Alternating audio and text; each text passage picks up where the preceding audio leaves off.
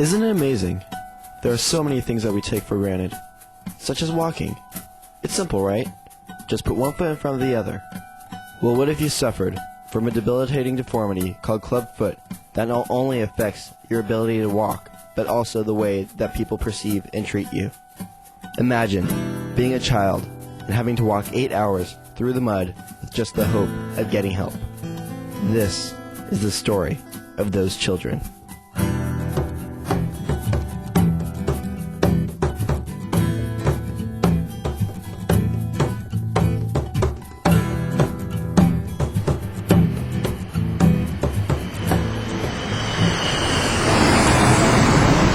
After many months of planning, a team of doctors and volunteers traveled to Honduras, bringing much-needed medical supplies, surgical equipment, and their expertise to help as many children with clubfoot as time and resources will permit.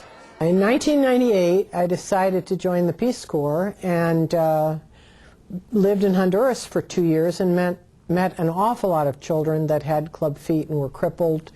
Unnecessarily, I thought, because I was sure I hadn't seen any kids like this in the States that were crawling around because they couldn't stand and weren't going to school and weren't going to be able to have any kind of work in their life, and so I decided to try to figure out how to help some of them. I decided to have a fundraiser at my house, and a bunch of my really generous friends came and decided to support this. And as a matter of fact, one of the guests was extremely active in a local Rotary Club, Westlake Village Sunrise, and he just decided to make it an international project of Rotary, and it's been a wonderful experience working with them.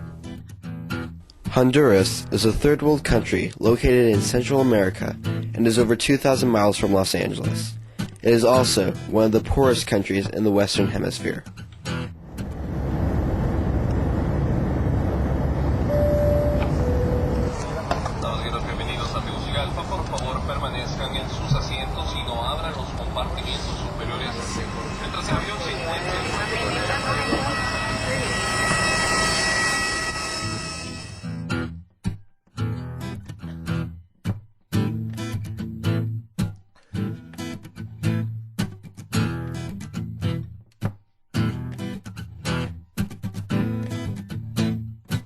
This is Tegucigalpa, the capital of Honduras. Almost 1.5 million people inhabit this busy city, but just 8 miles east is the small town of Santa Lucia, which is also the home to some of the children who will be receiving the operation. Esto es el caso común o el común denominador de la parte rural de nuestra Honduras. Y si esto sucede a 12 kilómetros de la capital, imagínese lo que puede suceder a 300 o 400 kilómetros ya en las zonas adentro, los departamentos del interior, ¿verdad? Yo sigo pensando, la pobreza aquí nuestra en Honduras es realmente mental, ¿verdad? Pero esa señora no fue a la escuela, no sabe leer y no sabe escribir.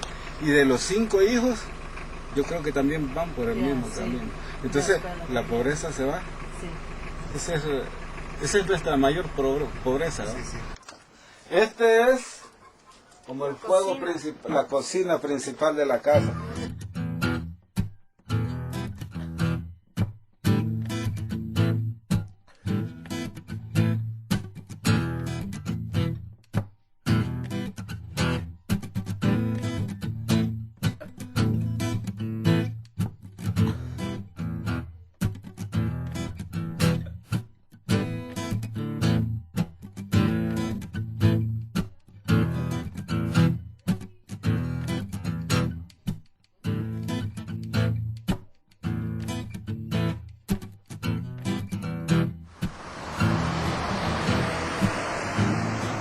Meanwhile, back in Tegucigalpa, the doctors have arrived at the hospital to begin the screening process for the children in need.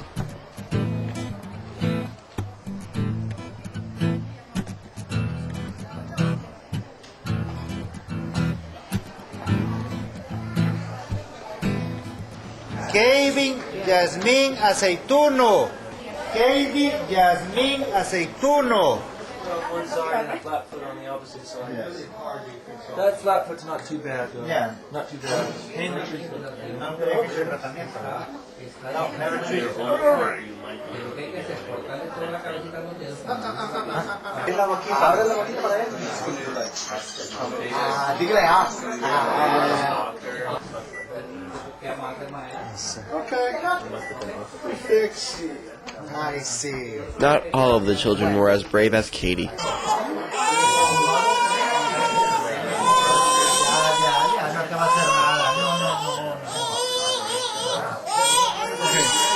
It's a little late to start treatment with serial casting, but we're going to try. From this deformity to this can be done right away. The deal is that in order for her to have surgery, she's going to have to be able to make a long trip, 6 hours walking each way. Is there a way that Peace Corps can be The problem about Peace Corps, the problem is she has other things she has to take care of. After much discussion, they were able to come up with a plan. No trouble that she can leave the kid with a family here, taking care of the case, and so I probably needed surgery too. Sadly, not every child qualified for the surgery. This looks like a vertical tailor. Yes, yes, yes. ¿Se puede poner los brazos? I think he has some arthritis or something like This foot's not so great. 1 year ago. Well, chew on it, because we ain't going to do it. I agree with the Pan Taylor feature. One of the other things you also have to consider with all these cases is when you do surgery on them, can they handle the recuperative process with a crutch? Can they hold a crutch? Can they support themselves? You can use a walker. Well, there's nothing we can do, even if we were to be heroic, to pull the bones around. He doesn't have the skin in the front to bring the forefoot down. It'll hiss, and then he'll scar back up like this. He's better off the way he is. The disease that he has in base is too severe that cannot be reduced by surgery now. Probably he needs a lot of surgeries and the results cannot be good. So we needed to leave it in this way that he has a good cushion in the heel. He can walk with that cushion, and he probably need a good soft shoe for walking. After, if he has any ulcer or problem with the heel, he probably may need amputation, put it on a prosthesis, and he start walking fine. That's it.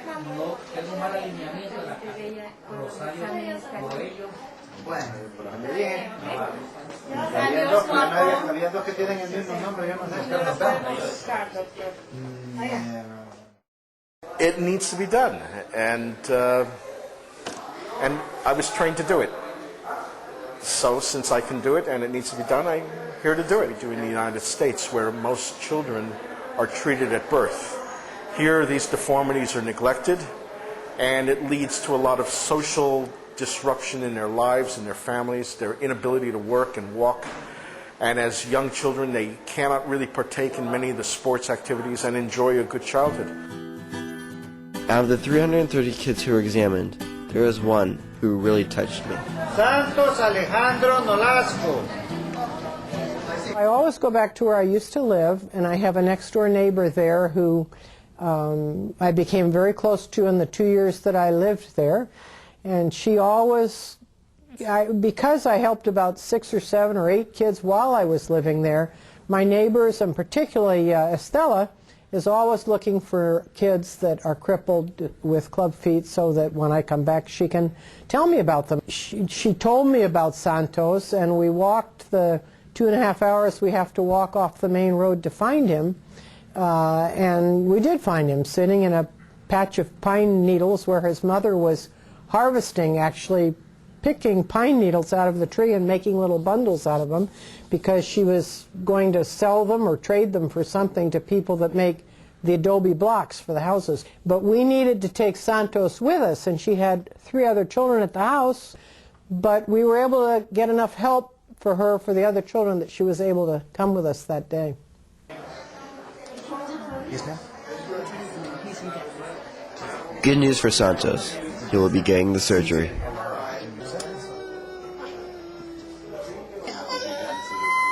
One of the most rewarding experiences for the volunteers is when kids from the previous years show up for rechecks. Lo que quieren saber ellos es que si usted se siente como más activa después de recibir esta cirugía, ¿se siente diferente? Bien, que yo quiero cuando esté bien, cuando me operen, quiero estar buena. This is a beautiful little girl who was born with a congenital deformity called cocomelia, and it was she had no knee joint. She had a foot that was attached to her thigh and nothing in between it. Even the foot was deformed. It had 7 toes, and it was in a clubfoot attitude. But she had never walked without crutches, and she wasn't even in school because it was such a pariah to her. It was such a deformity. And the kids would make fun of her, and it was a horrible thing. She knew what we were going to do was to amputate her leg. That was the only thing we could do. And now she has a prosthetic. And I'll never forget when we put her to sleep to do the surgery, she actually took the mask and put it on her own face and went to sleep smiling and happy. And she was an inspiration.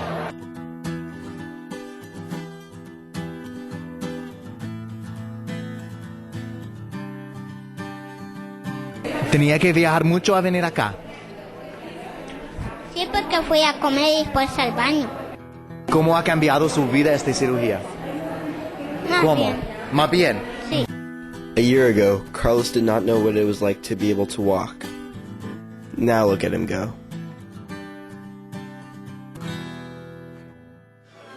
In the days to come, the children will be spending their nights at the hospital, awaiting their life-changing operations. But for some, their life will change tomorrow.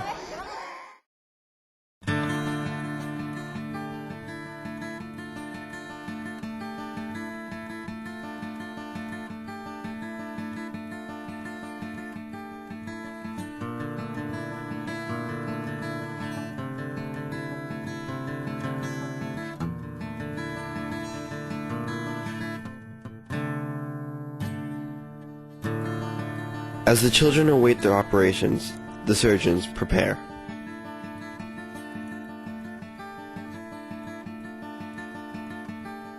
Knowing that the surgery will give her son a new life, Santos' mother tries to calm his fears, all the way up until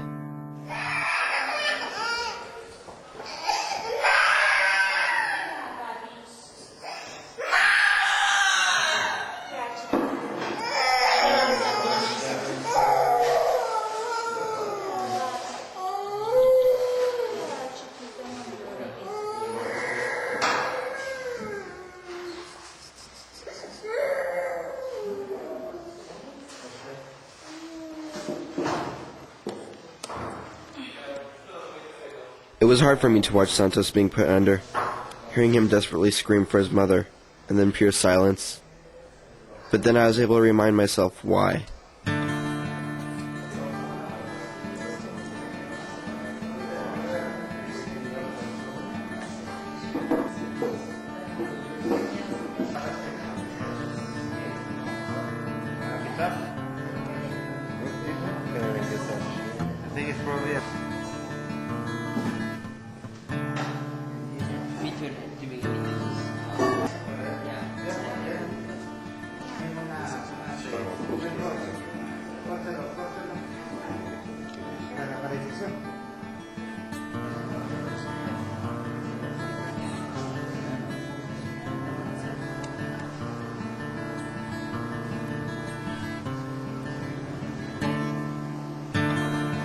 They are correcting a congenital clubfoot by basically the congenital clubfoot consists of a deformity where muscles and tendons are shortened on one side of the foot, lengthened on the other side of the foot.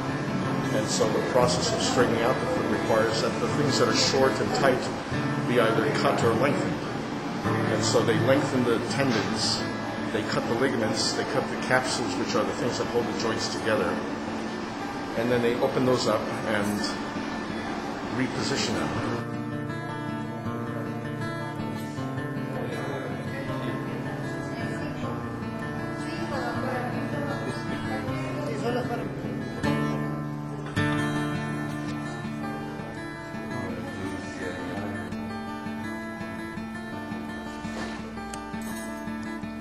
After spending 4.5 tedious hours in surgery, Santos's legs are casted. This will be the first of many more to come during the lengthy 4-month recovery process in which Santos will emerge with the ability to have a normal life. Alejandro.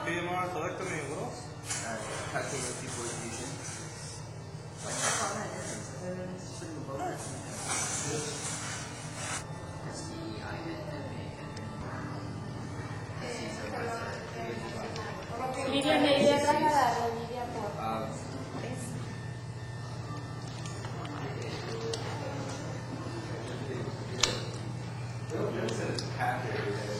¿Qué peso? No tanto.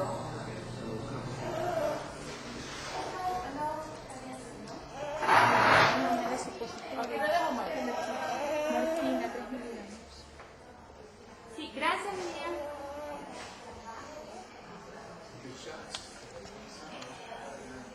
Hola, papá. Paciente. Hola, Alejandro.